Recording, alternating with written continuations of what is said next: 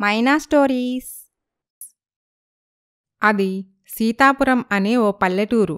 ఆ ఊరిలోని ఓ మధ్యతరగతి కుటుంబం. ఆ ఇంటి పెద్ద శివరామయ్య. అతనికి భార్య విశాలాక్షి, కొడుకు అమర్, కూతురు ధర ఉంటారు. సీతారామయ్య జీవనవృత్తి వ్యవసాయం. భార్య విశాలాక్షి ఇంటి పని వంట పని అయ్యాక పొలం పనుల్లో భర్తకి చేదోడు వాదోడుగా ఉంటుంది. కొడుకు అమర్ చదువు పూర్తి చేసుకొని ఉద్యోగ ప్రయత్నాల్లో ఉంటాడు. కూతురు ధరని డిగ్రీ వరకు చదివించి పెళ్లి చేయాలని సంబంధాలు చూస్తూ ఉంటారు.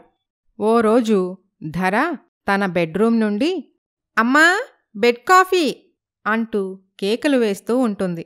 ఇదిగో తెస్తున్నానే, అరవకు. శివరామయ్య అమర్ హాల్లో కూర్చొని ఉంటారు. చూసావా నాన్న, టిఫిన్ తినే టైంలో చెల్లి కాఫీ అడుగుతుంది. అమ్మ చెల్లిని బాగా గారాబం చేస్తుంది. కాఫీ కప్పుతో హాల్లోకి వచ్చిన విశాలాక్షి, మొదలుపెట్టావా చెల్లిపైన మీ నాన్నకి చాడీలు చెప్పటం? మరేం చేయమంటావమ్మా? నేను చెప్పినా నువ్వు వినటం లేదు కదా, అందుకే నాన్నకి చెప్తున్నా. వాడు చెప్పేది కూడా కరెక్టే కదా విశాలాక్షి. వాడేదో వాగుతుంటే మీరు కూడా ఏంటండి వంత పాడతారు? అది కాదే. మనం తర్వాత వాదించుకుందాం. ముందు వెళ్ళి అమ్మాయి కాఫీ ఇవ్వనివ్వండి, చల్లారిపోతుంది అని ధర బెడ్రూమ్కి వెళ్ళి కాఫీ ఇస్తుంది. ఏంటే ఇది, నీకు అస్సలు బుద్ధి లేదు. ఇప్పుడు నేనేం చేశానమ్మా? మీ నాన్న అన్నయ్య బయటికి వెళ్లే వరకు కేకలు వేయకుండా కాస్త ఆగొచ్చు కదా. నీకు తెలుసు కదా, నాకు మెలకు వచ్చిన వెంటనే కాఫీ తాగపోతే పిచ్చెక్కినట్టుంటుంది. సర్లే, ఈ మాటలకు మాత్రం ఏమీ తక్కువ లేదు అని తిరిగి హాల్లోకి వస్తుంది విశాలాక్షి. వాదన కాదే, రేపు పెళ్ళయ్యాక కూడా అమ్మాయి ఇలాగే పడుకుంటే అత్తింటి వాళ్ళు దాన్ని అనరు, పెంచిన మనల్ని అంటారు. కాస్త ఇంటి పనులు వంట పనులు ఎలా చేయాలో దానికి కాస్త నేర్పించవచ్చు కదా. సమయం వచ్చినప్పుడు అదే నేర్చుకుంటుందిలేవయ్యా. అయినా అసలు పనులన్నీ చేయాల్సిన కర్మ నా కూతురికేంటి? 10 మంది పని మనుషులతో చేయించుకుంటుంది. మింగటానికి మెతుకులు లేకపోయినా మీసాలకి సంపంగి నూనె కావాలన్నట్టుంది నీ వరస. అవునమ్మా, మందేమైనా రిచ్ ఫ్యామిలీనా? బారెడు పొద్దెక్కాక బెడ్ కాఫీలు తాగటానికి? ఎవరి గొప్ప వాళ్ళదేరా. డబ్బు లేకపోయినంత మాత్రాన మనం బికారుల్లా బ్రతకాలా ఏంటి? ఉన్నంతలోనే బాగా బ్రతకాలి. నాన్న, మీ కాలంలో కూడా ఆడపిల్లలు ఇలానే ఉండేవాళ్ళా? ఇలా ఉంటే చీపిరి తిరగేసేది మా అమ్మ. అప్పట్లో ఆడపిల్లలకి అసలు చదువులే ఉండేవి కాదు. తల్లిదండ్రులతో పాటు పొలం పనులకు వెళ్లాల్సిందే. ఇక ఆపండి మీ ముచ్చట్లు. ఇంతకీ మన అమ్మాయి పెళ్లి సంబంధాల గురించి ఆ పెళ్లిళ్ల పేరైకి కబురు పెట్టారా లేదా? చెప్పానే, తీరిక చేసుకుని వస్తానన్నాడు. సరే, ఇక మీరు పొలానికి బయలుదేరండి. ఎండదేవుడు మండిపడుతున్నాడు. సరే, అలాగే వెళ్తానులే. ఇంటి పని అయినాక క్యారేజ్ తీసుకొని రా. నేను కూడా సిటీ దాకా వెళ్ళొస్తానన్నా. ఎందుకురా? ఈరోజు నాకు ఒక ఇంటర్వ్యూ ఉంది నాన్న. రే అమర్, ఇలా ఇంకా ఎన్ని ఇంటర్వ్యూలకు వెళ్ళాలరా? తెలియదు నాన్న, ఉద్యోగం దొరికే వరకు వెళ్లాల్సిందే. అలాగా? ఇన్నాళ్ల నుండి చదువు అయిపోగానే ఉద్యోగం సులువుగా వస్తుంది అనుకునేవాణ్ణి. మరిప్పుడు అది అంత సులువు కాదని అర్థమైంది. అమ్మయ్యా, బ్రతికించావు నాన్న. ఎందుకురా? నాకింకా ఉద్యోగం రావట్లేదని నువ్వేమనుకుంటావో అని భయపడ్డాను. మా కాలంలో అయితే చదువు అలా అయిపోయిందో లేదో ఇలా ఉద్యోగం వచ్చేసేది. మీ కాలంలో అంటే చదువుకున్నాళ్ళు తక్కువ, కానీ ఇప్పుడేమో చదువుకున్నాళ్ళు ఎక్కువ, ఉద్యోగాలు తక్కువ. అయినా మా కాలం చదువుల్లో ఉన్న గట్టితనం ఈ కాలం చదువుల్లో లేదురా. అవునాన్న, ఇప్పుడు క్వాలిటీ చదివే కరువైపోయింది. భూతద్దం వేసి వెతికినా ఎక్కడా కనపడదు. అవునరా, అప్పట్లో చదువు ఉచితంగా చెప్పేవాళ్ళు, కానీ ఇప్పుడు లక్షల ఫీజులు తీసుకుంటున్నారు. అవునాన్న, మీ కాలంలో విద్య విలువలతో కూడింది, కానీ ఇప్పుడు మొత్తం కార్పొరేట్ బిజినెస్ అయిపోయింది. అవునరా, ఏం చేస్తాం, కలికాలం. ఇవిగో ఛార్జీలకు డబ్బులు తీసుకో, క్షేమంగా వెళ్ళి లాభంగా రా. థ్యాంక్స్ నాన్న, వెళ్ళొస్తాను మరి. రే, టిఫిన్ చేసేళ్ళరా? టైం లేదమ్మా, వెళ్ళాలి. వెళ్లేదారిలో ఏదైనా తిని వెళ్ళరా అని మరికొంత డబ్బిస్తాడు శివరామయ్య. అలాగే నాన్న అని చిరునవ్వు నవ్వి వెళ్ళిపోతాడు అమర్. శివరామయ్య కూడా పొలానికి వెళ్ళిపోతాడు. పక్క పొలం సీనయ్య, ఏంటి శివరామయ్య, కూతురికి పెళ్లి చేయటానికి సంబంధాలు చూస్తున్నావని విన్నాను. అవును సీనయ్య, నీకు తెలిసిన సంబంధం ఏదైనా ఉంటే చెప్పు. కట్నం ఏమాత్రం ఇస్తావేంటి? నా తాహతు నీకు తెలిసిందే కదా, కొత్తగా చెప్పటానికేముంది? నీ తాహతు కొద్దీ కట్నం ఇస్తానంటే కుదరదు. అదేంటయ్యా, ఇందులో కుదరపోవటానికేముంది? నా స్థాయి వాణ్ణే అల్లుడిగా తెచ్చుకుంటాను. నిజమే గాని ఇక్కడో చిన్న సమస్య ఉంది. ఏంటది సీనయ్య? అందరిలా నీ కూతురు వేలిముద్రది కాదాయే, డిగ్రీ వరకు చదువుకుంది. మరి వచ్చే అల్లుడిని కూడా చదువుకొని ఉద్యోగం చేసేవాణ్ణే తీసుకురావాలి కదా. ఇదేంటయ్యా, మళ్ళీ ఇది ఒక సమస్య? అంతే కదా, గంతకి దగ్గ బొంతనే కదా తేవాలి. నీ తాహతు దగ్గ సంబంధం అయితే అబ్బాయి వేలిముద్రవాడు దొరుకుతాడు.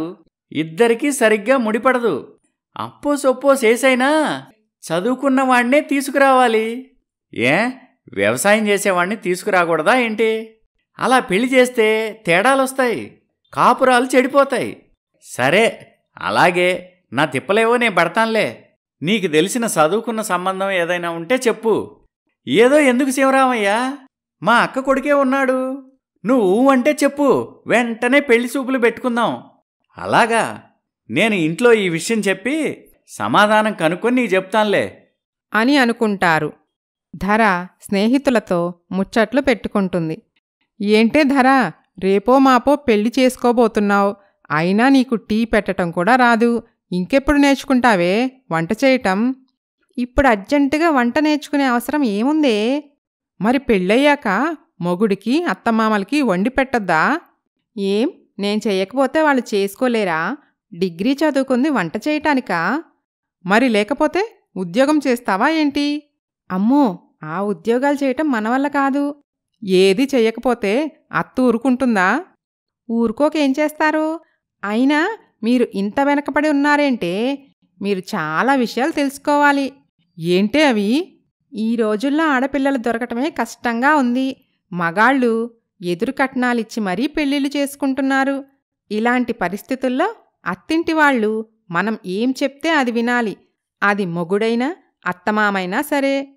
అయినా వాళ్ళు మన మాట వినకపోతే అప్పుడు ఒక్కటే మంత్రం, అత్తింటికి బాయ్కాట్ చెప్పి పుట్టింటికి వెల్కమ్ అనటమే. చచ్చినట్టు వాళ్లే దారికొస్తారు. ఇలాంటి తెలివితేటలు మాత్రం మెండుగా ఉన్నాయే నీకు అని అనుకుంటూ ఉంటారు. శివరామయ్య కూతుర్ని డిగ్రీ వరకు చదివించి పెళ్లి సంబంధాలు చూస్తూ ఉంటాడు. అతని కొడుకు అమర్ ఉద్యోగ ప్రయత్నాల్లో ఉంటాడు. ఆఫీస్లో అమర్కి ఇంటర్వ్యూ మొదలవుతుంది. 1 year గ్యాప్ ఎందుకొచ్చింది? యాక్చువల్లీ నా ఎడ్యుకేషన్ అయిపోయినప్పటి నుంచి జాబ్ ట్రయల్స్ వేస్తూనే ఉన్నా సార్, కానీ ఎక్కడా సెలెక్ట్ అవ్వలేదు. అంటే దీని అర్థం ఏంటో తెలుసా అమర్? నీలో స్కిల్స్ అంతంత మాత్రమే అని. లేదు సార్, కావాలంటే ఒక్కసారి అవకాశం ఇచ్చి చూడండి. ఓకే, కానీ నీకు ఎక్స్పీరియన్స్ లేదు కదా. సార్, మొదట మిమ్మల్ని కూడా ఎవరో ఒకరు నమ్మి ఉద్యోగం ఇస్తే కదా మీకు కూడా ఎక్స్పీరియన్స్ వచ్చింది. Yes, you are correct. I agree with your answer.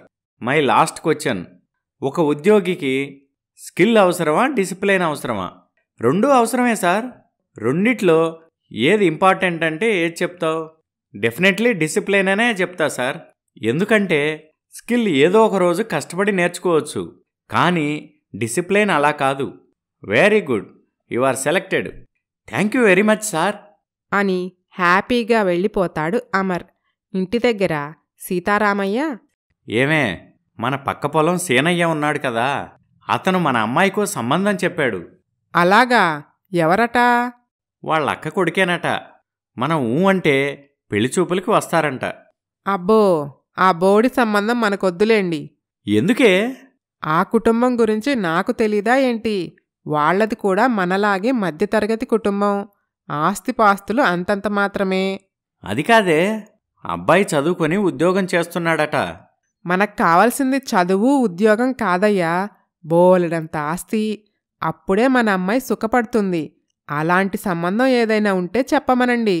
సరే, అలాగే చెప్తాన్లే అని అనుకుంటారు. పొరుగురులో ఉంటున్న విశ్వాస్కి కూడా ఎప్పటినుండో పెళ్లి సంబంధాలు చూస్తూ ఉంటారు. కాని ఏదీ కుదరటం లేదు. ఓ రోజు అతని తల్లిదండ్రులు ఈ విధంగా మాట్లాడుకుంటూ ఉంటారు. ఏంటే అలా ఉన్నావు? ఏముందండి, మనకి బోలెడాస్తుంది, ఒక్కడే కొడుకు. కాని ఎవ్వరూ పిల్లనివ్వటానికి ముందుకు రావటం లేదు. ఎన్ని సంబంధాలు చూసినా మన అబ్బాయికి పెళ్లి కావటం లేదని దిగులుగా ఉందయ్యా. వాడికి చదువు చెప్పించకుండా తప్పు చేశామే. వచ్చిన ప్రతి సంబంధం మన అబ్బాయి వేలిముద్రగాడని వెనక్కి వెళ్ళిపోతున్నారు. ఇప్పుడనుకోనేం లాభమయ్యా, ఈ తెలివేదో అప్పుడే ఉండాల్సింది. బాధపడికే, నారు పోసినవాడు నీరు పోయకుండా ఉంటాడా? వాడికి కాబోయే భార్య కూడా ఎక్కడో ఒకచోట పుట్టే ఉంటుంది. అప్పుడే ఇంటికి వస్తాడు విశ్వాస్. అమ్మా, ఇదిగో మన పంటపై వచ్చిన డబ్బులు. నువ్వే బీరువాలో పెట్టరా నాన్న. అదేంటమ్మా కొత్తగా చెప్తున్నావు? ఇక నుండి ఈ ఇంటి పెత్తనం నువ్వే చెయ్యాలరా. రేపో మాపో పెళ్లి చేసుకోబోయేవాడివి. నాకు పెళ్ళైనా ఎప్పటికీ ఇంటి పెత్తనం మాత్రం నీదేనమ్మా. ఇప్పుడు అలాగే అంటావులే. రేపు పెళ్ళాం వచ్చాక అన్నీ మారిపోతాయి. నీ పెళ్ళాం కొంగు పట్టుకొని తిరుగుతూ అది చెప్పినట్టు తలాడిస్తావు. ఎందుకమ్మా ఈ మాటలు? ముందు ముందు నువ్వే చూస్తావుగా అని అనుకుంటారు. అలా రోజులు గడుస్తూ ఉంటాయి. అమర్ హాయిగా ఉద్యోగం చేసుకుంటూ ఉంటాడు. తనతో పాటు ఆఫీస్లో పనిచేసే దీక్షని మొదటి చూపులోనే ప్రేమిస్తాడు అమర్. దీక్షకి కూడా అమర్ అంటే ఇష్టమే. ఆఫీస్ అయిపోయాక ప్రతిరోజు పార్క్లో కలుసుకొని ప్రేమ కబుర్లు చెప్పుకుంటూ ఉంటారు. చూడమర్, మనం ఇలా దొంగచాటుగా పార్కుల చుట్టూ తిరగటం ఏమీ బాలేదు. త్వరగా పెళ్లి చేసుకుంటే బావుంటుంది. ఆరాటం నాకు కూడా ఉంది, కానీ అది ఇప్పుడు కుదరదు. ఎందుకు కుదరదు? మా చెల్లికి పెళ్లి సంబంధాలు చూస్తున్నారు. తన పెళ్లి అయిపోగానే వెంటనే మనం పెళ్లి చేసుకుందాం. అది కాదు అమర్, మా ఇంట్లో వాళ్ళకి సమాధానం చెప్పలేక చచ్చిపోతున్నాను. మా నాన్న వారానికో సంబంధం తీసుకొస్తున్నాడు. కొద్ది రోజులు ఓపిక పట్టు దీక్ష, మనం ఖచ్చితంగా పెళ్లి చేసుకుందాం. ప్రామిస్? ప్రామిస్ అని అనుకుంటారు. ఓ రోజు ధర స్నేహితులతో కలిసి సినిమాకి వెళ్తుంది. మనకి టికెట్స్ దొరకటం చాలా కష్టమే, చాలా క్రౌడ్ ఉంది. అయితే ఇక వచ్చిన దారే వెళ్దాం పదండి. ఆగండే, ఎవరో ఒక జెంటిల్మెన్ దొరుకుతాడు అని చుట్టూ చూస్తుంది ధర. అప్పుడు అక్కడ విశ్వాస్ కనిపిస్తాడు. ధర, ఏమండి, ఆడవాళ్లం, మాకొంచెం టికెట్స్ తెచ్చివ్వరు ప్లీజ్? చూడటానికి ఇక్కడందరూ వెధవల్లా ఉన్నారు, మీరొక్కరే జెంటిల్మెన్లా ఉన్నారు. అలాగేనండి, తప్పకుండా తెచ్చిపెడతాను. చాలా థ్యాంక్స్ అండి, మీ మనసు చాలా మంచిది. మనస్సులో విశ్వాస్, ఇలాంటి అమ్మాయి నా లైఫ్లోకి వస్తే ఎంత బావుంటుందో అని అనుకుంటాడు. నీ పేరేంటండి? ధర. మీకు పెళ్ళయిందా? లేదండి, కాలేదు. అవునా? నాకు కూడా పెళ్లి కాలేదు. మీరు ఒప్పుకుంటే మనం పెళ్లి చేసుకుందాం. మనస్సులో ధర, ఇదేంటి ఇలా అడిగాడు, ఏదో ఒకటి చెప్పి తప్పించుకోవాలి అని అనుకొని, అలాగా, సినిమా అయిపోయాక కలవండి, నా అడ్రస్ ఇస్తాను, మా ఇంటికి వచ్చి మా వాళ్లతో మాట్లాడండి. ఓ అలాగే. మనస్సులో ధర, ఇతని వాలకం చూస్తుంటే నేరుగా ఇంటికే వచ్చేలా ఉన్నాడు అని అక్కడ్నుండి తప్పించుకొని వెళ్ళిపోతుంది. విశ్వాస్ ధర కోసం వెతికి వెతికి తిరిగి ఇంటికి వెళ్ళిపోతాడు. అమ్మా, నీకో గుడ్ న్యూస్. ఏంట్రా అది? నీకు కాబోయే కోడలు కనిపించింది. నిజంగానా? అవును, తను నాకు చాలా బాగా నచ్చింది. నేను తన్ని ప్రేమిస్తున్నాను. ఎవర్రా అమ్మాయి? తెలీదు నాన్న. అదేంట్రా, తెలియకుండా ఎలా పెళ్లి చేసుకుంటావు? వచ్చే వారం సినిమాకొస్తుంది, అప్పుడు అన్ని విషయాలు తెలుసుకుంటాను. ఏదో ఒకటి చేసి ముందు పెళ్లి చేసుకోరా బాబూ, నా దిగులు పోతుంది. అలాగే అమ్మా అని అనుకుంటారు. శివరామయ్య ఇంటికి పెళ్ళిళ్ళ పేరయ్య వస్తాడు. నమస్కారం శివరామయ్య గారు. నమస్కారం పేరయ్య గారు. రండి కూర్చోండి. ఏమే, పేరయ్య గారికి కాఫీ తీసురా. పేరయ్యకి కాఫీ ఇచ్చి, విశాలాక్షి, మా అమ్మాయి పెళ్లి సంబంధం ఎంతవరకు వచ్చిందండి? ఆ పని మీదే వచ్చానమ్మా. ఇదిగో ఈ అబ్బాయి ఎలా ఉన్నాడో చూసి చెప్పండి. బ్రహ్మాండంగా ఉన్నాడు, ముక్కు మొహం అన్నీ బాగున్నాయి. ముందు మిగతా విషయాలు చెప్పండి పేరయ్య గారు. అబ్బాయి ప్రైవేటు ఉద్యోగం చేస్తున్నాడు. 3 కొడుకుల్లో పెద్దవాడు. ఆస్తిపాస్తులు కూడా పర్వాలేదు. తండ్రి లేకపోవడంతో 2 తమ్ముళ్ళని తానే కష్టపడి చదివించాడు. ఎంతో బాధ్యత గలవాడు, చాలా మంచివాడు, పద్ధతి గల కుటుంబం. అలాగా పేరయ్య గారు, వివరాలన్నీ బాగున్నాయి. వెంటనే పెళ్లి చూపులకి ఏర్పాట్లు చేయండి. అలాగేనయ్యా. ఏమీ వద్దులేండి, మాకీ సంబంధం ఇష్టం లేదు. అదేంటమ్మా, అంతా బానే ఉందిగా? ఆ ముగ్గురు తమ్ముళ్లను చదివించి పెళ్లి చేసేసరికి అతని సంపాదించింది కాస్త అయిపోతుంది. వాళ్ళకి రోజూ వండి పెట్టలేక, చాకిరీ చేయలేక నా కూతురు సగం చిక్కిపోతుంది. చివరికి వీళ్ల చేతికి ఓ చిప్ప, గొప్ప అన్నా వదిన అనే ఒక బిరుదు దక్కుతుంది. అంత అదృష్టం నా కూతురుకొద్దు. మరి మీకు ఎలాంటి సంబంధం కావాలో చెప్పండమ్మా. చదువు లేకపోయినా పర్వాలేదు, ఆస్తిపాస్తులు దిట్టంగా ఉండాలి. ఒక్కడే కొడుకయ్యుండాలి.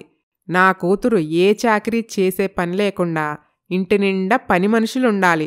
ఒక్క మాటలో చెప్పాలంటే నా కూతురు ఆ ఇంట్లో మహారాణిలా ఉండాలి. సరేనమ్మా, అలాంటి సంబంధం దొరకగానే మీకు కబురు పెడతాను. పెళ్ళిళ్ళ పేరయ్య విశ్వాస్ ఇంటికి వెళ్తాడు.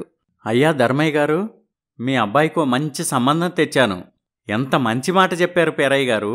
ఇదిగో అమ్మాయి ఫోటో. అమ్మాయి లక్షణంగా ఉంది.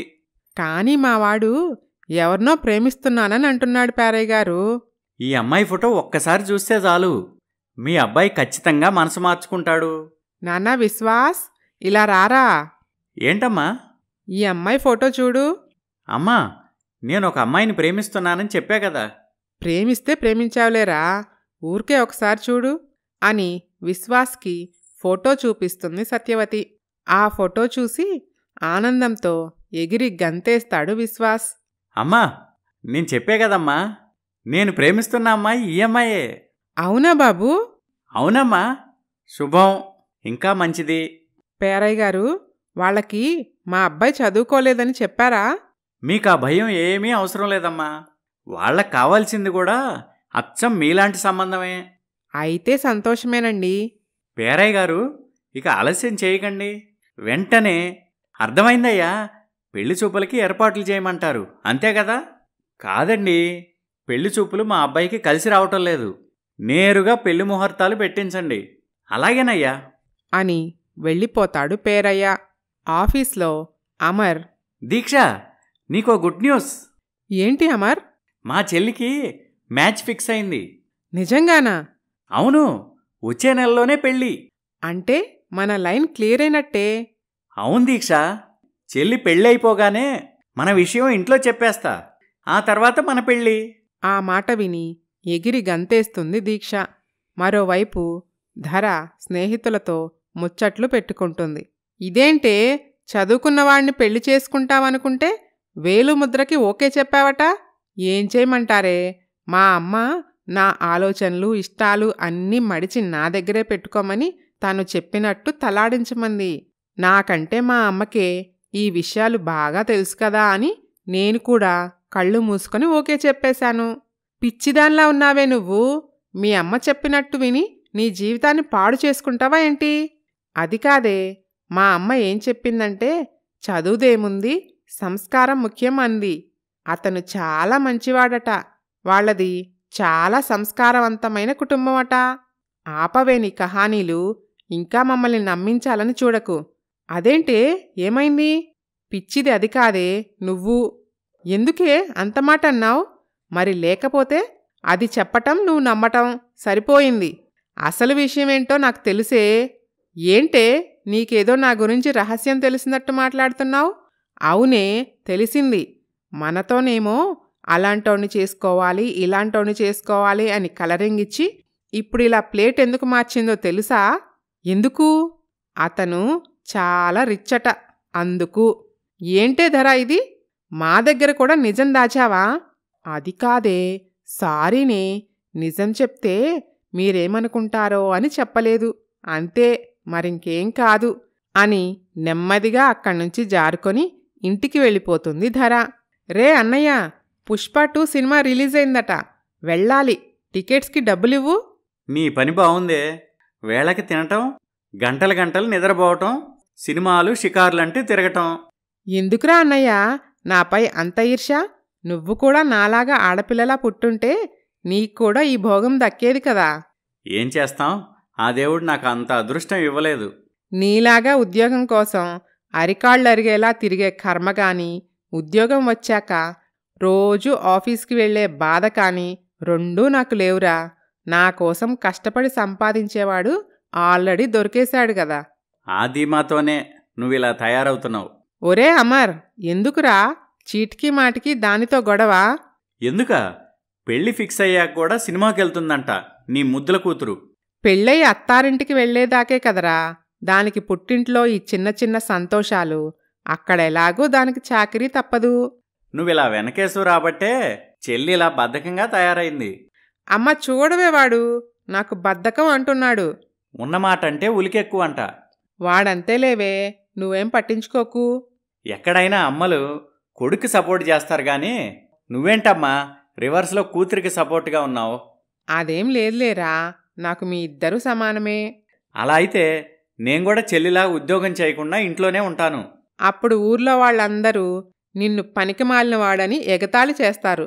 పెళ్లి చేసుకోవటానికి పిల్లని కూడా ఎవ్వరూ ఇవ్వరు. అయినా ఉద్యోగం పురుష లక్షణం. ఆడపిల్ల ఏ పని చేయకుండా ఇంట్లో ఉన్నా ఎవ్వరూ ఏమీ అనరు. కలికాలం ఏం చేస్తాం అని అనుకుంటారు.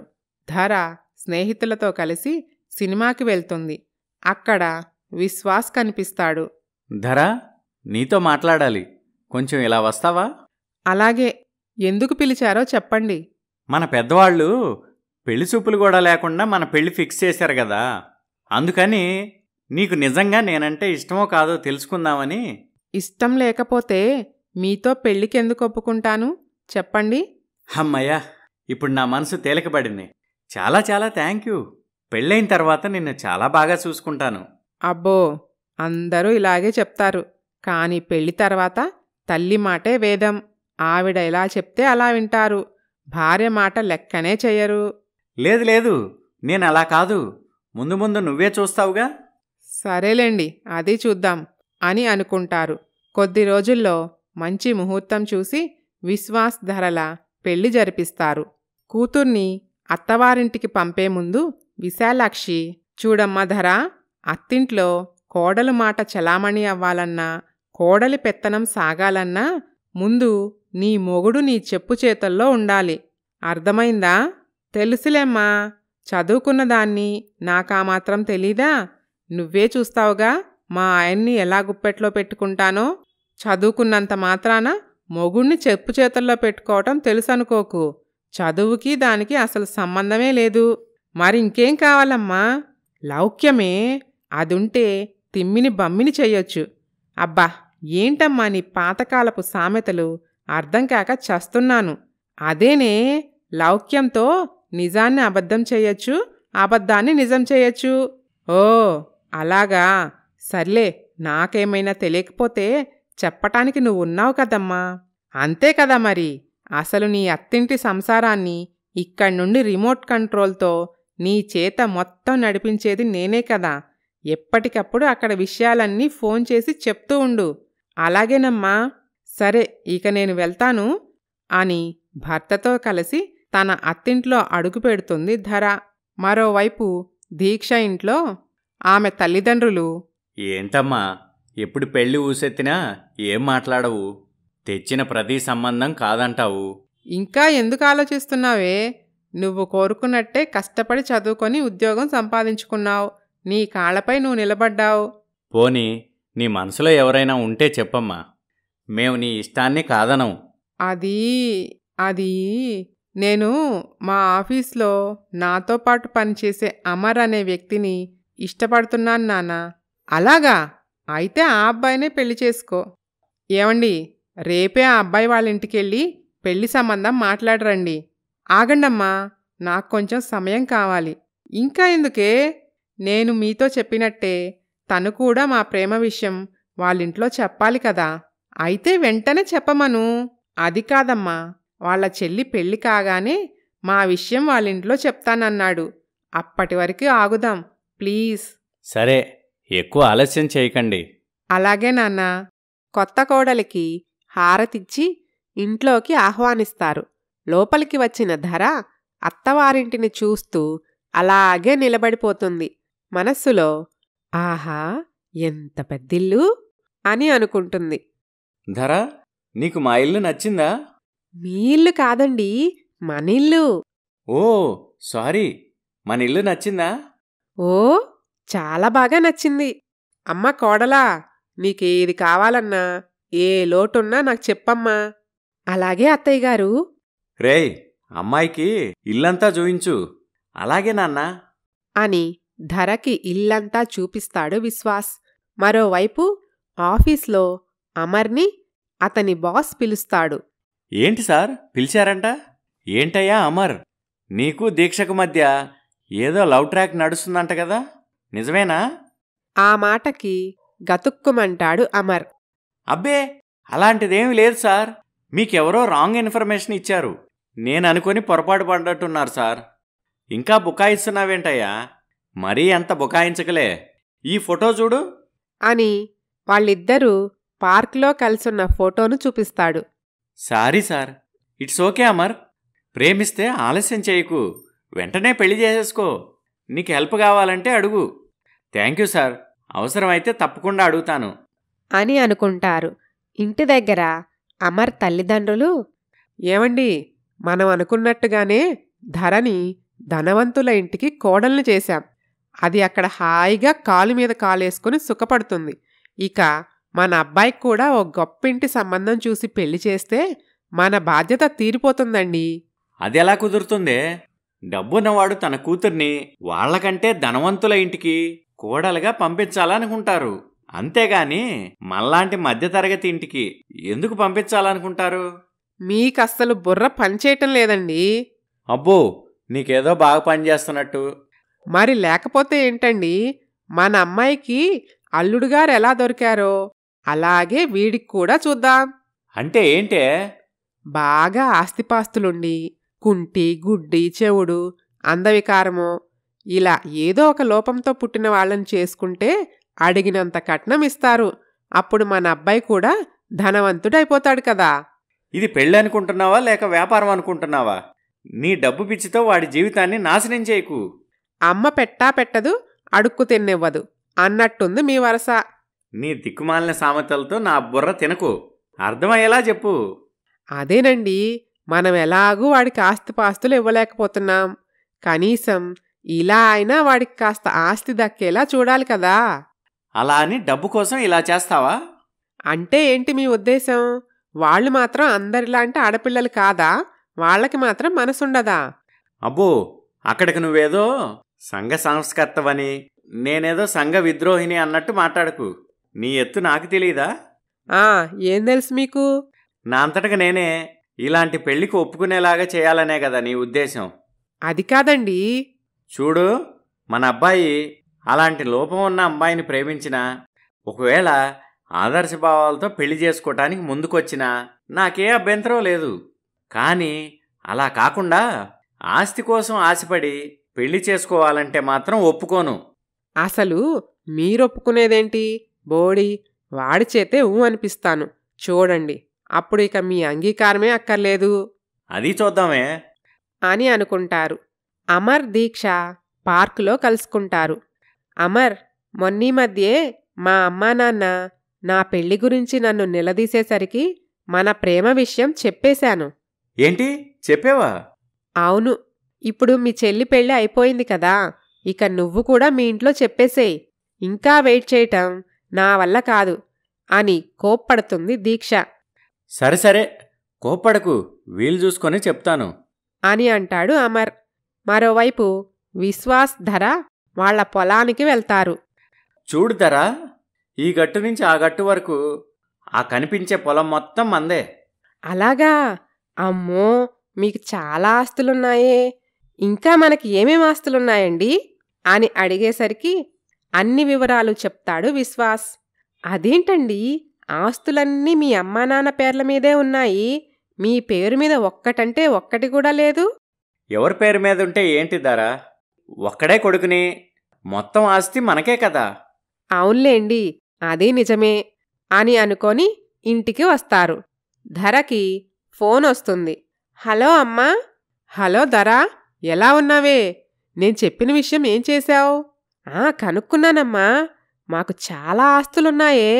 ఉసే, చుట్టుపక్కల చూసుకొని మాట్లాడు, మీ వాళ్ళెవరైనా వింటారు. లేదులే అమ్మా, మా ఆయనేమో బయటికెళ్ళాడు, అత్తయ్య మావయ్య హాల్లో టీవీ చూస్తున్నారు.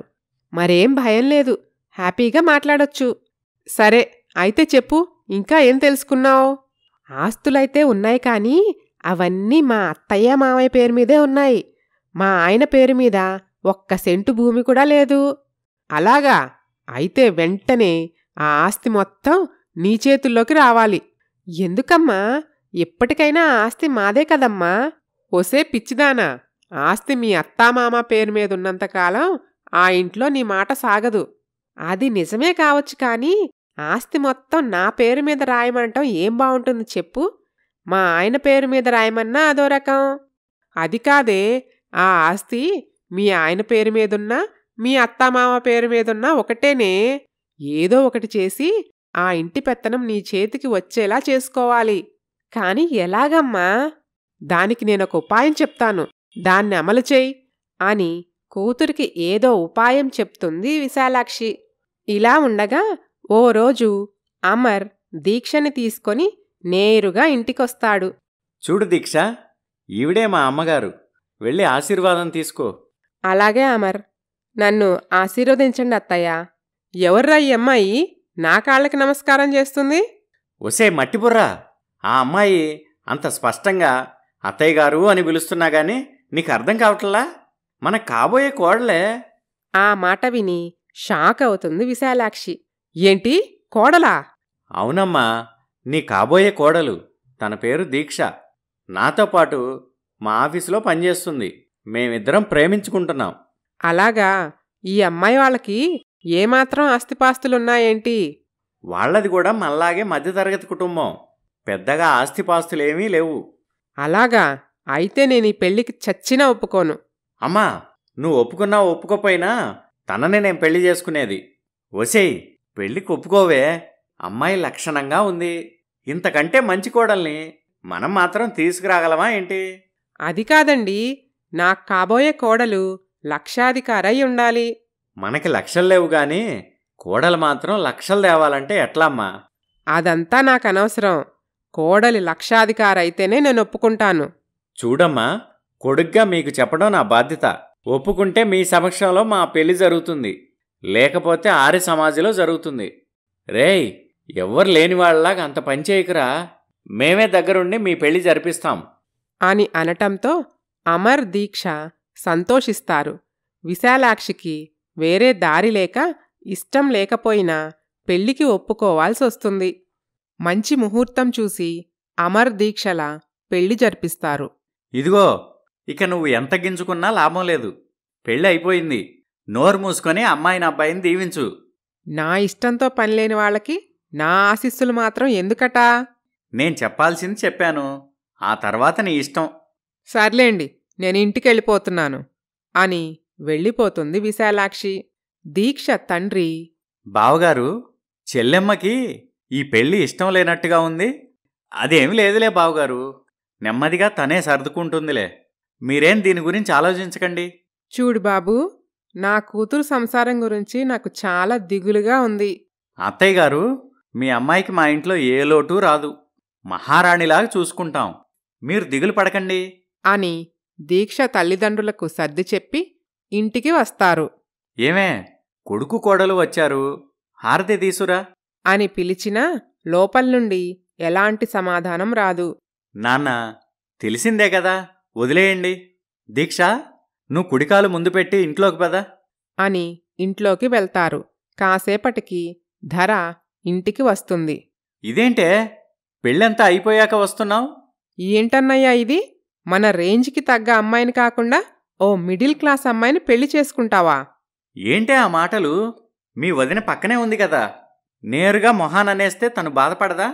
బాధపడాలనే అన్నానన్నయ్యా. ధర, ఏంటిది అని కోప్పడతాడు శివరామయ్య. అదన్నదాంట్లో తప్పేముంది? ఉందమ్మా, దాని రేంజ్ పెరిగి అది లక్షాధికారి అయిందేమో గాని నా రేంజ్ మిడిల్ క్లాసే కదా. అది కాదన్నయ్యా, నువ్వడిగితే మా బంధువుల్లో డబ్బున్న అమ్మాయిని చూసి పెళ్లి చేసేదాన్ని కదా. అప్పుడే పెళ్ళిళ్ళు చేసి అంత పెద్దదానివి అయ్యావన్నమాట. అయినా నాకు నీలాగా డబ్బు పిచ్చిలేదులే చెల్లి. నీకో విషయం తెలుసా? మా అత్తింటి వాళ్ల దగ్గర నాకు తల కొట్టేసినట్టయింది. అందుకేనా పెళ్ళికి రాలేదు? అదేం లేదురా, వాళ్ళ అత్తింటి వాళ్ళు అలాంటి వాళ్ళు కాదు. అంతా ఇదే అనుకుంటుంది.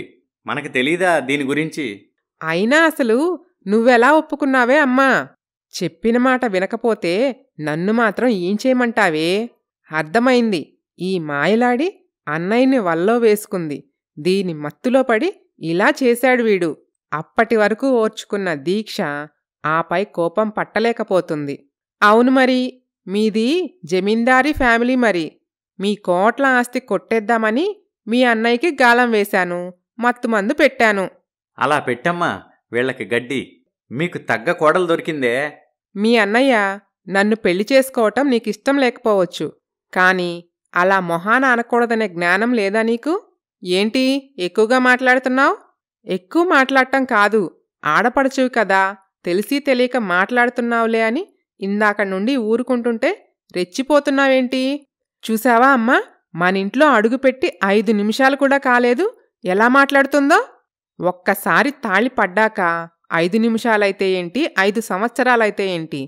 అయినా ఇప్పుడు ఇది నీ ఇల్లు కాదు, నా ఇల్లు.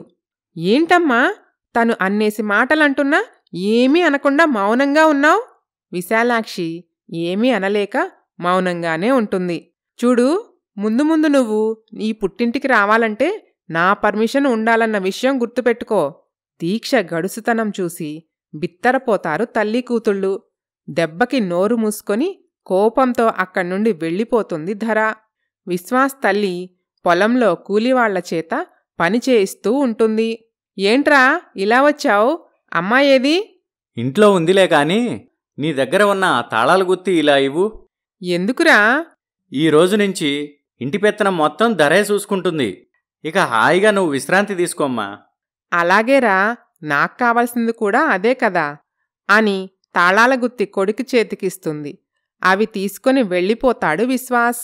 అక్కడ పనిచేసేవాళ్ళు, చూశారా అమ్మా, పెళ్ళయ్యాక మీ అబ్బాయిలో ఈ మార్పు.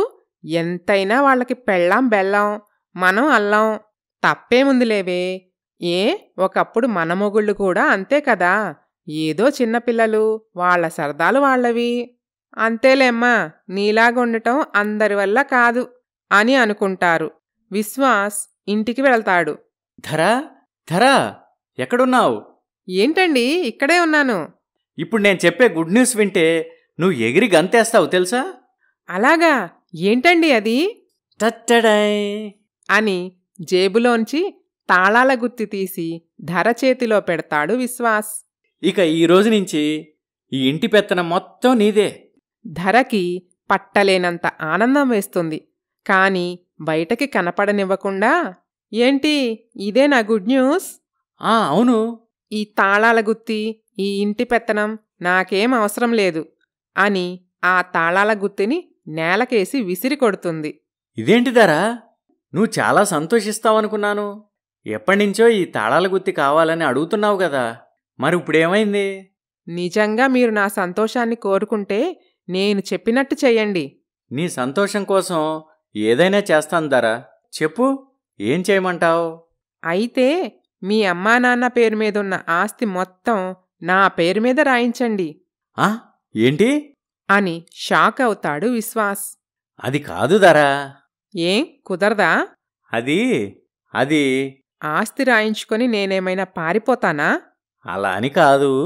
మీరే అన్నారుగా మీ అమ్మా నాన్న పేరు మీదున్న ఆస్తి మొత్తం మనదే అని. అలాగే నా పేరు మీద ఉన్నా కూడా మీ అమ్మా నాన్న పేరు మీద ఉన్నట్టే కదా. అంటే నాకర్థమైందిలే, మీరు నన్ను నమ్మటం లేదు. అది కాదు ధరా, అలా అడిగితే వాళ్ళు బాధపడతారు. ఓహో, నేను బాధపడినా పర్వాలేదన్నమాట. అంతేలే, డిగ్రీ చదువుకొని కూడా మీలాంటి నిశాని భర్తని చేసుకున్నందుకు నాకిలాగే జరగాలి. నేను మా పుట్టింటికి వెళ్ళిపోతున్నాను. ఆస్తి నా పేరు మీద రాశాకే మళ్ళీ తిరిగొస్తాను అని అలిగి పుట్టింటికి వెళ్ళిపోతుంది ధర. ఈ ఆడవాళ్ళందరూ ఒకటే, చదువుకున్నాళ్ళు చదువుకోని వాళ్ళనే తేడానే ఉండదు. ఎప్పుడు ఎలా ఉంటారో వాళ్లకే అర్థం కాదు. ఓరి దేవుడో, పెళ్లి చేసుకుంటే ఇన్ని తలనొప్పులుంటాయని తెలిస్తే అసలు పెళ్ళే చేసుకునేవాణ్ణి కాదు అని తల పట్టుకుంటాడు విశ్వాస్. ధర వాళ్ల పుట్టింటికి వెళ్తుంది. రా ధర, ఇప్పుడేనా రావటం? ఒక్కదానివే వచ్చావేంటి? మా తమ్ముడు విశ్వాస్ రాలేదా? ధర ఏమీ మాట్లాడకుండా మొహం తిప్పుకుంటుంది. ఏంటి ధర ఇది? వదిన అడుగుతుంటే సమాధానం చెప్పవేంటి? ఆయన రాలేదు నాన్న. నేను ఆయనతో గొడవపడి వచ్చాను. గొడవ పడ్డావా? ఎందుకు? ఏమైంది? చూడండి, మీరిలా ప్రశ్నలతో నన్ను విసిగిస్తే నేను వెళ్ళిపోతాను. మావయ్య గారు, మీరుండండి. ఏ విషయం తెలియకపోతే మేం కంగారు పడతాం కదా. ఆపు నీ నాటకాలు. నువ్వు ఈ ఇంటి కోడలివి కావచ్చు, కాని నాకు మాత్రం ఏమీ కావు. నా మీద పెత్తనం చేయాలని చూడకు అని కోపంగా తల్లి గదిలోకి వెళ్ళిపోతుంది ధర. ఓ రోజు ఆఫీస్లో దీక్ష, ఏవండి, ఎంత అడిగినా ధర నాకు ఏ సమాధానం చెప్పటం లేదు. అసలు వాళ్ళ అత్తగారింట్లో ఏం జరిగిందో మీకేమైనా చెప్పిందా? లేదు దీక్ష, నాకూడా ఏం చెప్పలేదు. మీ అమ్మగారికి అంతా తెలుసండి, కాని ఆవిడ మనకి చెప్పరు. ఇలాగే వదిలేస్తే ధర కాపురం పోతుంది. మరేం చేద్దామంటావు దీక్ష? ఓసారి మనం వెళ్ళి ఏం జరిగిందో విశ్వాస్ని కలిసి మాట్లాడొద్దామండి అలాగే వెళ్దాం అని ఆఫీస్ అయిపోయాక ఇద్దరూ బయలుదేరి విశ్వాస్ ఇంటికి వెళ్తారు. రండి బావుగారు, రండక్క, కూర్చోండి. ఏం తీసుకుంటారు? Coffee, tea? ఇప్పుడేం వద్దులే తమ్ముడు. అలా అంటే కుదరదు. మీ పెళ్ళయ్యాక మొదటిసారి మా ఇంటికొచ్చారు. మర్యాదలు చేయపోతే అలా? పైగా ధర మొండిపట్టు వలన మీ పెళ్ళికి కూడా రాలేకపోయాను. నన్ను క్షమించండి బావగారు. పర్వాలేదులే విశ్వాస్. అమ్మా నాన్న ఇంట్లో లేరా? కనిపించటం లేదు బంధువుల పెళ్ళికి ఊరెళ్ళారక్క అని అతను పట్టుబట్టి వారికి మర్యాదలు చేస్తాడు. కొద్దిసేపటికి నెమ్మదిగా అమర్, మా చెల్లికి నీకు మధ్య ఏమైనా గొడవ జరిగిందా? తను ఏం చెప్పింది మీకు బావగారు? ఏమీ చెప్పలేదు. అడుగుతుంటే మీకు అనవసరమని మొహం తిప్పుకొని వెళ్ళిపోతుంది. తన మనస్తత్వం నీకు తెలుసు కదా విశ్వాస్. అందుకే ఏం జరిగిందో నిన్నడిగి తెలుసుకుందామని ఆఫీస్ నుండి నేరుగా ఇక్కడికే వచ్చాం. అన్నిటికీ కారణం అత్తయ్యగారే బావగారు. ఏంటి, మా అమ్మ? అవును బావగారు. తల్లి కూతుళ్ళిద్దరూ ఫోన్లో రోజు గంటలు గంటలు మాట్లాడుకుంటూ ఉంటారు. ఇక్కడ జరిగే ప్రతి విషయం ధర అత్తయ్యకి చేరవేస్తుంది. ఆవిడేమో దానికి బదులుగా ఏం చెయ్యాలో మొత్తం కూతురికి నూరిపోస్తుంది. మీ చెల్లి అవి తూచా తప్పకుండా అమలు చేస్తుంది. అవునండి, అత్తయ్యగారు ధరతో రోజూ ఫోన్లో మాట్లాడటం నేను కూడా చాలాసార్లు చూశానండి. ఇవన్నీ నీకు తెలుసని ధరకు తెలుసా విశ్వాస్? లేదు బావుగారు. పిల్లి కళ్ళు మూసుకొని పాలు తాగటం ఎవరో చూడటం లేదులే అనుకున్నట్లుగా ధర కూడా ఈ విషయాలేవీ నాకు తెలియవనుకుంటుంది. అలాగా? ఇవన్నీ నీకు తెలిసినప్పుడు నేరుగా ధరని ఎందుకు అడగలేదు విశ్వాస్? అడిగితే కోప్పడుతుంది బావగారు. పెద్ద గొడవే చేస్తుంది. అది చూసి మా అమ్మా నాన్న బాధపడతారని ఎప్పుడూ తన దగ్గర బయటపడలేదు. అలాగా? అంతెందుకు బావగారు, ఇప్పుడు కూడా మా అమ్మా నాన్న ధరకి తన పుట్టింటి వాళ్ళు గుర్తొచ్చి చూడటానికి వెళ్ళింది అనుకుంటున్నారు. అయ్యో అలాగా? మా చెల్లెలు డిగ్రీ చదివి ఏమి లాభం? మరీ ఇంత వివరం లేకుండా ప్రవర్తిస్తుందంటే నమ్మలేకపోతున్నాను. ఆ డిగ్రీయే నా పాలిట పెద్ద శాపం అయింది బావగారు. అప్పుడప్పుడు నాలాగే చదువులేని అమ్మాయిని చేసుకున్నా బావుండనిపిస్తుంది. అలా బాధపడకు విశ్వాస్. బాధపడక ఏం చేయమంటావక్క? ఏ చిన్నపాటి గొడవ జరిగినా తన మాట కాదన్నా అంతే అలకబూని చదువులేని నిన్ను పెళ్లి చేసుకున్నందుకు నాకు ఇలాగే జరగాలని సానుభూతి డైలాగ్ ఒకటి బాణంలా నాపై వదులుతుంది. నా వల్ల కావటం లేదక్క. అసలింతకీ ప్రస్తుతం మీ గొడవకి కారణమైన ఆ విషయం ఏంటి తమ్ముడు? అదే అక్క, ఆస్తి మొత్తం తన పేరు మీద రాయాలంటుంది అని జరిగింది మొత్తం చెప్తాడు విశ్వాస్. అది విన్న అమర్, మా చెల్లి తరపున నేను క్షమాపణ అడుగుతున్నాను. అయ్యో పర్వాలేదు బావుగారు. మేం తనకి సర్ది చెప్పి పంపిస్తాంలే విశ్వాస్ అని అమర్ దీక్ష ఇంటికి వెళ్ళిపోతారు. జరిగింది మొత్తం శివరామయ్యకి చెప్తారు. అది విన్న శివరామయ్య కోపంతో, విశాలాక్షి, విశాలాక్షి, ఇలా రా. ఏంటండి, చెవికోసిన మేకలా అలా అరుస్తున్నారు? అరవకి ఏం చేయమంటావే? నువ్వు చేస్తున్న పనులు అలాంటివి. మరి నేనేం చేశాను? నీకు తెలీదా? అందుకేగా అడుగుతున్నాను. నువ్వింక ఈ జన్మలో మారవా? నీకు పట్టిన డబ్బు పిచ్చి పోదా? నాన్న, ఊరికే ఎందుకు అమ్మని అలా తిడతావు? ఏముందమ్మా, కోడలి అండ చూసుకొని అయ్యిందానికి కాందానికి నాపై నోరు పారేసుకోవటం ఈయనకి ఈ మధ్య బాగా అలవాటైపోయింది. మధ్యలో నన్నెందుకు అత్తయ్య గారు లాగుతారు? దీనంతటికీ కారణం నువ్వే గనుక. అమ్మా, తనేం చేసింది? ఏరా, పెళ్ళాన్ననేసరికి పొడుచుకొచ్చిందా? అది కాదమ్మా, నువ్వాగరా. ఏమే, కన్న కూతురికి లేనిపోయిని ఎక్కించి చెప్పి దాని కాపురం నాశనం చేయాలని చూస్తున్నావా? మనస్సులో విశాలాక్షి, కొంపతీసి ఈయనకి ధర పుట్టింటికి రావటానికి గల అసలు కారణం తెలిసిపోయిందా ఏంటి అని అనుకొని పక్కనే ఉన్న కూతురు చెవిలో, ఏంటే, కొంపదీసి నువ్వు గాని మీ నాన్నకి విషయం చెప్పావా? లేదమ్మా, నేనేం చెప్పలేదు. ఏంటి గుసగుసలాడుకుంటున్నారు? గుట్టుగా దాచిన విషయం నాకెలా తెలిసిందనుకుంటున్నారా? గుట్టేంటి? అసలు మీరు దేని గురించి మాట్లాడుతున్నారు? ఇంకా దాచాలని చూడకమ్మా. విశ్వాస జరిగింది మొత్తం మాకు చెప్పాడు. నేను దీక్ష ఇప్పుడే తన్ని కలిసి వస్తున్నాం. అది విని తల్లి కూతుళ్ళిద్దరూ బిత్తరపోతారు. పాపం విశ్వాస్ చాలా బాధపడుతున్నాడు ధర. అసలు మా ఇంటికెందుకెళ్ళావు నువ్వు? నీకేం పని? అది నా బాధ్యత ధర. నువ్వు నా ఆడపడుచువి. ఆపు నీ నాటకాలు. ధర, వదిన పట్టుకుని ఏంటా మాటలు? మీ అమ్మ బుద్ధి లేని మాటలు విని నీకు మైండ్ పోయిందా? వెంటనే మీ అత్తగారింటికి బయలుదేరు. లేదు నాన్నా, నేను వెళ్ళను. లేదు కాదు అంటే చెంప పగిలిపోతుంది. లోపలికెళ్ళి నీ సూట్ కేసు తెచ్చుకోపో అని అనగానే తల్లి కూతుళ్ళిద్దరూ గదిలోకి వెళ్తారు. అమ్మా, ఇప్పుడెలా? మనం అనుకున్నట్టు ఆస్తి నా పేరు మీదకి రాకుండానే నేను మా ఇంటికి వెళ్లాల్సొస్తుంది. కంగారు పడకే, దానికి కూడా ఒక ఉపాయం ఉంది. ఈసారి మీ అత్తామామ వైపు నుండి నరుక్కొనిరా. అదెలా అమ్మా? అదేనే, నీకు మీ ఆయనకు గొడవలవుతున్నట్టు వాళ్ళకి తెలిసేలా చెయ్యి. అప్పుడు కొడుకు కాపురం కోసం వాళ్లకై వాళ్లే ఆస్తి నీ పేరు మీద రాయటానికి ఒప్పుకుంటారు. ఐడియా సూపర్గా ఉందమ్మా. ఇక చూస్తావుగా నా టాలెంట్ అని సంతోషంగా అత్తగారింటికి వెళ్ళిపోతుంది ధర. అమర్ దీక్షని సినిమాకి తీసుకుని వెళ్తారు. ఏంటండి, సడన్గా నన్ను సినిమాకి తీసుకొచ్చారు? పెళ్ళైనప్పటినుంచి ఇంటి బాధ్యతలు, ఆఫీసు బాధ్యతలతో నువ్వు సరదాగా ఒక్క నిమిషం కూడా గడపలేకపోతున్నావు.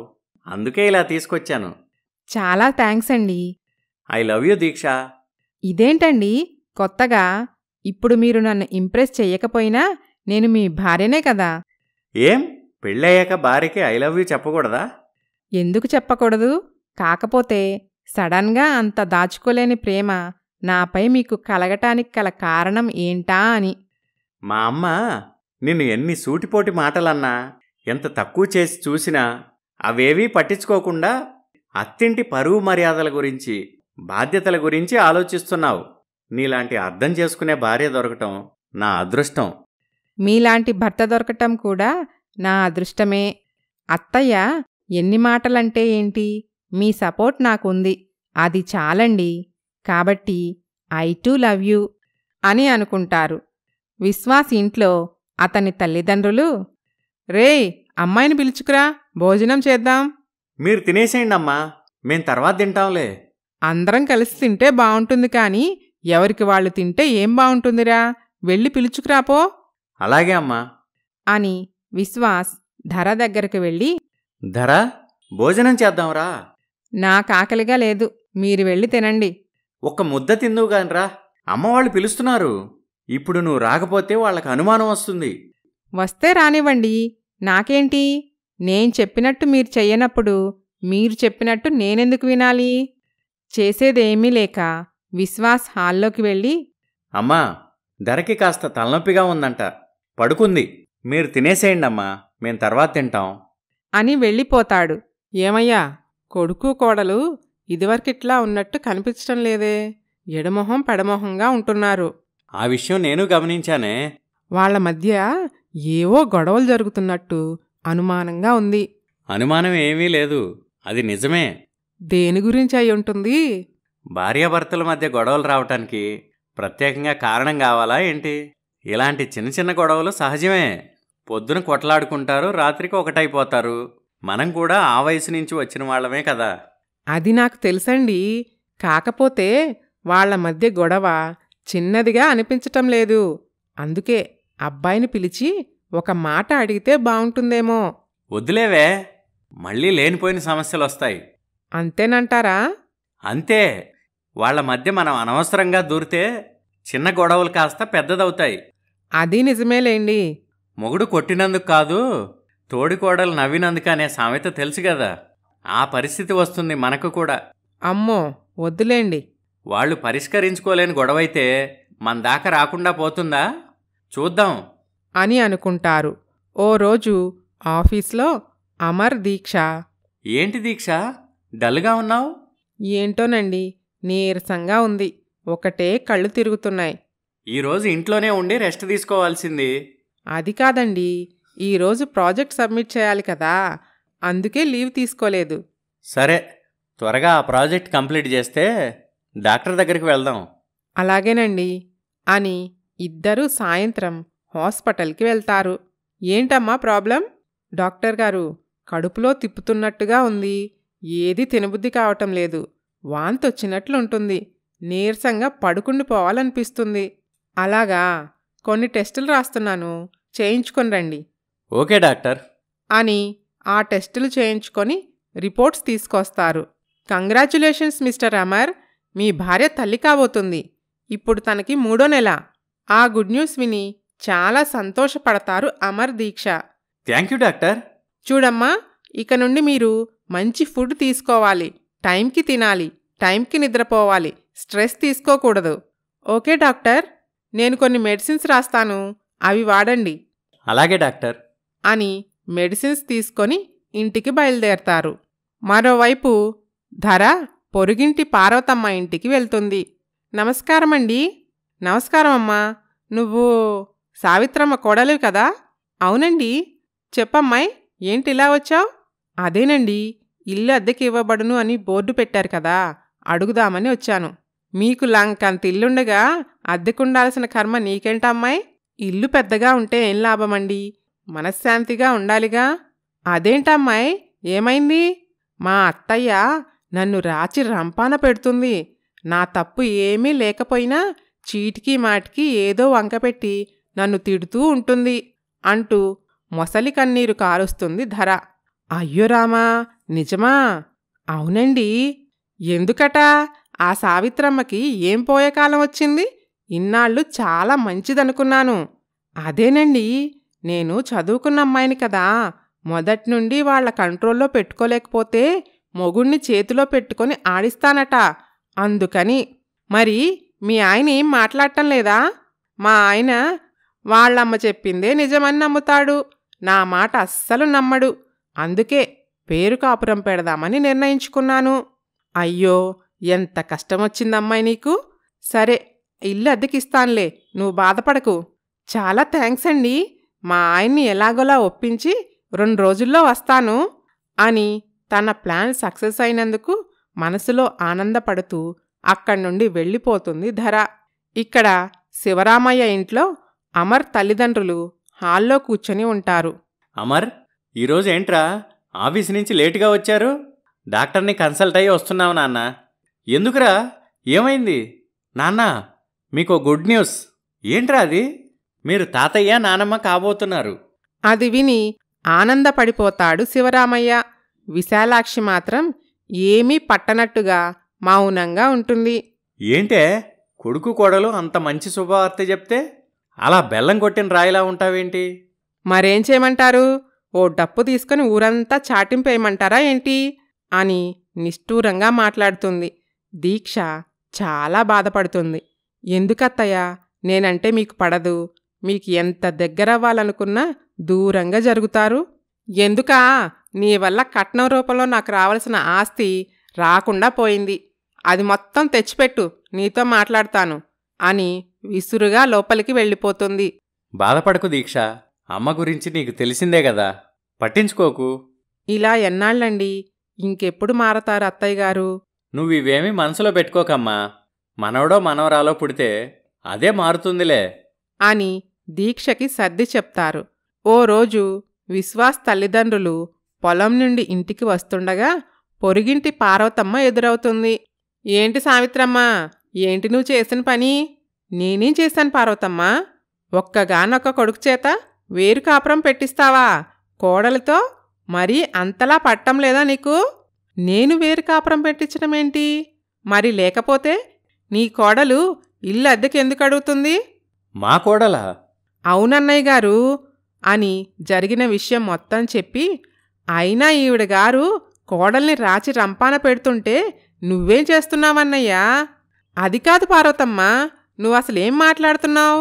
అంతా నాకు అయోమయంగా ఉంది. ఇంకా నటించాలని చూడకు. నీ కోడలు నాకు మొత్తం చెప్పింది. ఇప్పటికైనా నీ బడి మార్చుకో అని వెళ్ళిపోతుంది పార్వతమ్మ. ఇదేంటయ్యా ఇలా అంటుంది? అసలు మన ఇంటి విషయం ఇలా వీధికొచ్చిందంటే మనం అనుకున్నట్టుగా వీళ్ల మధ్య చిన్న గొడవ కాదయ్యా, చాలా పెద్ద గొడవే జరుగుతుంది. అవునే, పద అసలు సంగతేంటో అబ్బాయిని అడిగి తెలుసుకుందాం అని ఇంటికి వెళ్తారు. రే విశ్వాస్! ఏంటమ్మా? ఏమైందిరా? నీకు ధరకి మధ్య ఏమైనా గొడవలా? గొడవ అలాంటిదేమి లేదమ్మా. వాళ్ల మాటలు చాటుగా ఉండి వింటూ ఉంటుంది ధర. ఏమీ లేకపోతే కోడలు పార్వతమ్మ దగ్గరికెళ్ళి ఇల్లు అద్దెకి అడిగిందంట అని పార్వతమ్మ చెప్పిన విషయం మొత్తం చెప్తారు. అది విని విశ్వాస్, ఈ ధర ఇలా చేసిందా అని కోప్పడతాడు. అది కాదురా, అసలెందుకు కోడలిలా చేస్తుంది చెప్పు అని నిలదీయటంతో విషయం మొత్తం చెప్పి విశ్వాస్, అంతే జరిగింది. అలాగా? ఇంత చిన్న గొడవ వీధిలోకెళ్లేదాకా ఊరుకుంటావా? అది కాదమ్మా, తన పేరు మీద ఆస్తి మొత్తం రాయమని మిమ్మల్ని ఎలా అడగను? అమ్మా ధర, ఇలా రామ్మా. అక్కడికి వచ్చి మౌనంగా నుంచుంటుంది ధర. నువ్వు కోరుకున్నట్టే ఆస్తి మొత్తం నీ పేరు మీద రాస్తాం, సరేనా? చేసి చూపించండి, అప్పుడు నమ్ముతాను. అలాగేనమ్మా అని వెంటనే ఆస్తి మొత్తం కోడలి పేరు మీద రాసి ఆ పేపర్లు తన చేతిలో పెడతారు. వాటిని చూసి ఎంతో మురిసిపోతుంది ధర. ఇప్పుడు సంతోషమేనా అమ్మా? లేదు, ఇంకా ఒకటి మిగిలుంది. అది కూడా చేస్తే అప్పుడు సంతోషపడతాను. ఏంటమ్మా అది? ఈ క్షణమే మీరిద్దరూ ఈ ఇంట్లో నుండి వెళ్ళిపోవాలి. అది విని ఆ ముగ్గురు షాక్ అవుతారు. ధర, ఏంటి నువ్వు మాట్లాడేది? మీకర్థం కాకపోవచ్చు, కానీ అత్తయ్య మావయ్యకి స్పష్టంగా అర్థమైంది. అవునమ్మా, చాలా స్పష్టంగా అర్థమైంది. అలాగే వెళ్ళిపోతాం. అమ్మా, ఏంటమ్మా నువ్వు కూడా? ఇందుకే ఆస్తి రాయొద్దని చెప్పాను, కానీ మీరే నా మాట వినలేదు. ఒరేయ్, బాధపడకురా. మీరు సంతోషంగా ఉండటమే మాకు కావాల్సింది. అంతా అయిపోయిన ముసలవాళ్ళం, ఎక్కడున్నా మాకు జరిగిపోతుంది అని విశ్వాస్ తల్లిదండ్రులు ఇంట్లో నుండి వెళ్ళిపోతారు. ధరకు పట్టరానంత ఆనందం వేస్తుంది. విశ్వాస్ కన్నీరు మున్నీరవుతాడు. ఏం చేయాలో అర్థంకాక దీక్షకి ఫోన్ చేస్తాడు. ఇదేంటి విశ్వాస్ ఫోన్ చేస్తున్నాడు? మళ్ళీ ఏమయ్యుంటుంది అని ఫోన్ లిఫ్ట్ చేస్తుంది దీక్ష. విశ్వాస్ ఏడుపు గొంతు వినిపిస్తుంది. ఏమైంది విశ్వాస్? ఎందుకు అలా ఉన్నావు? అక్క, అసలేమైందంటే అని విశ్వాస్ విషయం మొత్తం చెప్తాడు. అయ్యో అలాగా, నువ్వు బాధపడకు. ప్రస్తుతానికి అమ్మవాళ్లని నేను చూసుకుంటాను. మిగతా విషయాలు తర్వాత ఆలోచిద్దాం అని విశ్వాస్కి ధైర్యం చెప్పి ఫోన్ పెట్టేస్తుంది దీక్ష. అయ్యో, ఇప్పుడేం చెయ్యాలి? సమయానికి అమర్ కూడా పక్కనలేడు. మావయ్య గారిని చెకప్ కని తీసుకొని వెళ్ళాడు. అయినా పర్వాలేదులే, నేనే విశ్వాస్ తల్లిదండ్రుల దగ్గరికి వెళ్తాను అని అనుకొని విశ్వాస్ అమ్మా నాన్న ఉంటున్న చిన్న సత్రం దగ్గరికి వస్తుంది దీక్ష. ఏంటమ్మా ఇది? మీకు ఈ పరిస్థితి ఏంటి? అంతా మేం చేసుకున్న పుణ్యం తల్లి. అవునమ్మా, ఇది ఒకప్పుడు మేం కట్టించిన సత్రమేనమ్మా. ఇప్పుడు మాకు ఆశ్రయం ఇస్తుంది. ఆ మాట విని ఇంకా బాధేస్తుంది దీక్షకి. క్షమించండి బాబాయ్ గారు. పర్వాలేదమ్మా, నువ్వు మాత్రం ఏం చేస్తావు? మిమ్మల్ని ఇలా చూడలేకపోతున్నాను. నాతో వెళ్దాం రండి బాబాయ్ గారు. వద్దమ్మా, మేం రాము. మాకిక్కడ బాగానే ఉంది. నువ్వు వెళ్ళమ్మా అని దీక్ష ఎంత బ్రతిమిలాడినా విశ్వాస్ తల్లిదండ్రులు తనతో వెళ్ళటానికి ఒప్పుకోరు. చేసేదేమీ లేక ఇంటికి బయలుదేరిన దీక్షకి దారి మధ్యలో భర్త మామ కనిపిస్తారు. జరిగింది మొత్తం భర్తకి మామకి చెప్తుంది. దీనికి అసలు బుద్ధి లేదు. కన్న తల్లి అయ్యుండి కూతురి కాపురం ఏమవుతుందా అని అస్సలు భయం లేదు. ఇక లాభం లేదురా. మీ అమ్మకు చెప్పి చెప్పి నా నోరు పడిపోయింది. దానికి బడితి పూజ చేస్తే గాని ఇక బుద్ధొచ్చేలా లేదు. అది కాదు మావయ్య గారు, ఇవేమీ అత్తయ్య గారిని మార్చలేవు. మరి ఇంకేం చేస్తే దానిలో మార్పు వస్తుందమ్మా? అత్తయ్య గారికి విశ్వాస్ తల్లిదండ్రులు పడే బాధేంటో తెలియాలి. అప్పుడే అత్తయ్యలో మార్పొస్తుంది. అదెలా దీక్ష? దానికి ఒక మంచి ఉపాయం ఆలోచిద్దాం. అందుకు మీరిద్దరి సపోర్ట్ నాకు కావాలి మా ఇద్దరి సపోర్ట్ నీకే ఉంటుంది అని అనుకొని ఓ ప్లాన్ ఆలోచించుకొని ఇంటికి వెళ్తారు. అదే సమయంలో విశాలాక్షి కూతురుతో ఫోన్ మాట్లాడుతూ ఉంటుంది. ధరా, మొత్తానికి మనం అనుకున్నది సాధించామే. అవునమ్మా, ఇప్పుడు ఈ ఇంటికి నేనే మహారాణి. నాకు చాలా సంతోషంగా ఉందే. నాకు కూడా అమ్మా, పట్టరాని ఆనందంలో తేలిపోతున్నాను. నీ ఆనందం కోసమే కదే నేనింతా చేసింది. నాకు తెలుసమ్మా, నువ్వు నా కోసం ఏమైనా చేస్తావని. కాకపోతే నీ అల్లుడే ఏడుస్తూ ఓ మూల కూర్చున్నాడు. పర్వాలేదులేవే, ఎన్ని రోజులని అలా ఏడుస్తాడు? 4 రోజులు పోతే నీ దారికే వస్తాడులే. అంతేనంటావా అమ్మా? అంతేనే. సమయం చూసుకొని ఇంట్లో వాళ్ళకి అనుమానం రాకుండా ఓ పూట నీ దగ్గరికి వచ్చేళ్తానులే. ఉంటాను, వాళ్ళొచ్చే టైం అయింది అని ఫోన్ పెట్టేసేసరికి పక్కనే ఉంటాడు శివరామయ్య. అదేంటయ్యా అక్కడే నిలబడిపోయావు? ఎంతసేపు అవుతుందొచ్చి? ఎవరూ చూడకుండా రహస్యంగా నువ్వు నీ కూతురుతో ఫోన్లో మాట్లాడేటప్పుడే వచ్చాను. విశాలాక్షి గతుక్కుమంటుంది. సరే సరే, వచ్చి కూర్చోవయ్యా, కాఫీ తెస్తాను అని లోపలికి వెళ్ళబోతుంటే, ఆగు, ఏంటే నువ్వు చేసిన పని? ఈ వయసులో అల్లుడిగారి అమ్మా నాన్నని నీ కూతురు చేత ఇంట్లో నుంచి గెంటేపిస్తావా? అప్పుడే దీక్ష, అమర్ కూడా లోపలికి వస్తారు. ఇందులో అత్తయ్యగారి తప్పేముంది మావయ్య? ఏంటి దీక్ష, నువ్వు కూడా అలా మాట్లాడుతున్నావు? మనస్సులో విశాలాక్షి, ఇదేంటిది, ఎప్పుడూ లేంది ఇది నాకు వంత పాడుతుంది అని దీక్ష వైపు అనుమానంగా చూస్తుంది. ఏంటత్తయ్య అలా చూస్తారు? వాళ్ళ ముసలివాళ్ళు. ఊరు పొమ్మంటుంది, కాడు రమ్మంటుంది. అలాంటప్పుడు వాళ్ల పేరు మీద ఆస్తిపాస్తులు లేకపోతే ఏంటటా? చెప్పండత్తయ్యా. మనస్సులో విశాలాక్షి, దీని సంగతి తర్వాత చూద్దాం, ప్రస్తుతానికి దీన్నడ్డం పెట్టుకొని ఈ గొడవ నుండి బయటపడదాం అని అనుకొని, అవునవును, నువ్వు చెప్పింది కరెక్టే. అదేంటి దీక్ష, నువ్వు కూడా అలా అంటావు? అనటం కాదండి, అత్తయ్యగారి ఆలోచనలో కూడా న్యాయం ఉంది కదా. ఆ ముసలివాళ్లు ఏ సత్రంలో ఉన్నా తెల్లారిపోతుంది. అంతే కదా మరి. కాటికి కాళ్ళు చాపినా కూడా ఇంకా ఆస్తుల మీద ప్రేమలు పెంచుకుంటే ఎలా? పెత్తనం కోడలికి ఇచ్చేయాలి. ఇంటి గౌరవ మర్యాదలు నిలబెట్టేది అత్త తర్వాత కోడలే కదా. అవునత్తయ్య, మన ధర కాబట్టి కనీసం ఇన్నాళ్లు ఓపిక పట్టింది. అదే నాలాంటిదైతేనా ఎప్పుడో తరిమేసేది. అంతే కదా అత్తయ్యగారు? అవునవును మరే అని వెంటనే ఆలోచించుకొని, ఏంటి, ఏమన్నావు? అనేదేం లేదత్తయ్య, మర్యాదగా మీరు ఇంట్లో నుండి బయటికి నడవండి. ఏంటే సడన్గా ప్లేట్ తిప్పావు? ఇది నా ఇల్లు, నేనెందుకు పోతాను? నేనేమైనా అవిశ్వాస్ తల్లిదండ్రుల్లా అమాయకురాలనుకుంటున్నావా? ఎక్కువ మాట్లాడితే నువ్వే బయటికి నడవాల్సి ఉంటుంది. అయ్యో అత్తయ్య, నా చేతిలో ఉన్న ఈ పేపర్స్ ఏంటో తెలుసా మీకు? ఈ ఆస్తి మొత్తానికి నేనే యజమానిని అని చెప్పేవి. మా ఆస్తి నీ పేరు మీదకెలా వస్తుందే? ఏంటండి ఇది చెప్పేది? అవునే, పొరపాటున మన ఆస్తి మొత్తం కోడల పేరు మీద రాసేశాను. అలా ఎలా రాశారండి? అంటే అబద్ధాలు చెప్పి తెల్ల కాగితం మీద సంతకాలు పెట్టించుకుందే. ముందు ఈ ఇంట్లో నుండి బయటికి వెళ్ళండి, అప్పుడు ఏడవండి. ఒరే అమర్, నువ్వైనా చెప్పరా? చూడమ్మా, మీకు సపోర్ట్ చేస్తే నన్ను కూడా గెంటేస్తుంది. అమ్మా కోడలా, నువ్వు చెప్పినట్టు వింటాను. ఇంట్లో అన్ని పనులు చేసి పెడతాను. నన్నొక్కడిని ఇంట్లో ఉండని అమ్మా. కావాలంటే దాన్ని పంపించేసేయి.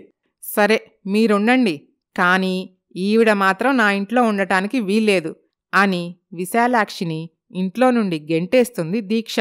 విశాలాక్షి ఏడుస్తూ కూతురు దగ్గరికి వెళ్తుంది. అమ్మా రామ్మా, ఇప్పుడేనా రావటం? అవునే, ఆ రాక్షసి ఎంత పని చేసిందో తెలుసా అని జరిగిన విషయం మొత్తం ధరకి చెప్తుంది విశాలాక్షి. దానికెంత ధైర్యం? ఇంత దారుణానికి తెగుస్తుందా? నీకు నేనున్నానమ్మా, బాధపడకు. ఒసే ధరా, ఆ ముదనష్టపు దీక్ష నన్ను భోజనం కూడా చేయనివ్వలేదే, మెడబట్టి ఇంట్లో నుండి గెంటేసిందే. బాగా ఆకలిగా ఉంది, ఒక ముద్ద అన్నం పెట్టవే. అయ్యో అమ్మ, అలాగే, ఒక్క నిమిషం ఆగు అని ప్లేట్లో అన్నం పెట్టుకొస్తుంది ధర. అప్పుడే అక్కడికి వచ్చిన విశ్వాస్, ఆగు, మీ అమ్మ మనింట్లో ఉండటానికి వీల్లేదు. ఆ విషయం చెప్పటానికి నువ్వెవరు? ఇది నా ఇల్లు. ఓ, అంతవరకు వచ్చావా? అయితే నా మాట కూడా విను. నీకు నేను కావాలనుకుంటే మీ అమ్మని బయటికి పంపించేసేయ్. విడాకులకి సిద్ధంగా ఉండు. ఆ మాటకి విశాలాక్షి భయపడిపోతుంది. వద్దు బాబు, అంత పని చెయ్యకు, నేనే వెళ్ళిపోతాను అని బయటికి వెళ్ళిపోతుంది. అమ్మా, ఆగమ్మా, అమ్మా అంటూ ఏడుస్తుంది ధర. మీకసలు మనసు లేదా? దిక్కులేని స్థితిలో నా నీడ కోరి వచ్చిన మా అమ్మని బ్లాక్మెయిల్ చేసి బయటికి పంపిస్తారా? మనస్సాక్షి గురించి నువ్వు మాట్లాడుతున్నావా? ఆ రోజు మా అమ్మ నాన్న విషయంలో ఈ నీతులు ఎటుపోయాయి అని దెప్పి పొడుస్తాడు విశ్వాస్. అతని మాటలకి సమాధానం చెప్పలేక మౌనంగా ఉండిపోతుంది ధర. తనకి ఏం చేయాలో అర్థం కాదు. ఓ రోజు మనశ్శాంతి కోసం గుడికి వెళ్ళిన ధరకి తల్లి కనిపిస్తుంది. దీనస్థితిలో ఉన్న తల్లిని చూసిన ధర కళ్ళవెంట కన్నీరు వస్తాయి. అమ్మా, నువ్వు ఇక్కడుంటున్నావా? అవునమ్మా, ఈ గుడిలో ఊడ్చి ముగ్గు పెడితే పూజారిగారు కాస్త ప్రసాదం పెడుతున్నారు. దాంతోనే కడుపు నింపుకొని ఇక్కడే పడుకుంటున్నాను. ఎలా ఉండేదానివి, ఎలా అయిపోయావమ్మా? ఎవరు చేసుకున్న కర్మ వాళ్లే అనుభవిస్తారట. మీ అత్తయ్య మావయ్యకి చేసిన దానికి వాళ్ల ఉసురు నాకు తగిలిందమ్మా. దేవుడు నాకు బాగా బుద్ధి చెప్పాడు. ధర వెంటనే అత్తామామ ఉంటున్న సత్రం దగ్గరికి వెళ్ళి వాళ్ల కాళ్లపై పడుతుంది. నన్ను క్షమించండి అత్తయ్య, నన్ను క్షమించండి మావయ్య గారు. ఇదిగోండి మీ ఆస్తి పేపర్లు. నాకు ఈ ఆస్తి వద్దు. నా తప్పు నేను తెలుసుకున్నాను. రండి, మన ఇంటికి వెళ్దాం అని అత్తామామని ఇంటికి తీసుకువస్తుంది. అది చూసి విశ్వాస్ ఎంతో సంతోషిస్తాడు. చాలా థ్యాంక్స్ దారా. లేదండి, మీరు నన్ను క్షమించాలి. చాలా పొగరుగా ప్రవర్తించాను. ఇక నుండి మీకు నచ్చినట్టే నడుచుకుంటాను, మిమ్మల్ని బాధపెట్టను అని చాలా పశ్చాత్తాపపడుతుంది ధర. విశ్వాస్ చాలా సంతోషించి ఫోన్లో విషయం మొత్తం దీక్షకి చెప్తాడు. వెంటనే దీక్ష విశాలాక్షి దగ్గరికి వెళ్తుంది. నన్ను క్షమించండి అత్తయ్య, మిమ్మల్ని మార్చుకోవటం కోసం, ధర చేసిన తప్పు తనకు తెలియటం కోసం నేను ఆడిన నాటకం ఇది. అలాగ తల్లి, ఆస్తి పిచ్చితో మూసుకుపోయిన నా కళ్ళు తెరిపించావు. నా ఎత్తుకు పై ఎత్తు వేసి నన్ను చిత్తు చేసి అత్తకు తగ్గ కోడలు అనిపించావు. కాదు కాదు, అత్తను మించిన కోడలు అనిపించావు అని కోడల్ని మెచ్చుకుంటుంది విశాలాక్షి. ఇద్దరూ సరదాగా నవ్వుకుంటారు. రండత్తయ్య గారు, మన ఇంటికి వెళ్దాం అని అత్తగారిని ఇంటికి తీసుకువస్తుంది దీక్ష. అప్పటి నుండి ధర బుద్ధిగా అత్తారింట్లో కాపురం చేసుకుంటూ ఉంటుంది. మంచిగా మారిపోయిన విశాలాక్షి కోడల్ని కూతుర్లా ప్రేమగా చూసుకుంటూ ఉంటుంది. అందరూ సంతోషంగా ఉంటారు.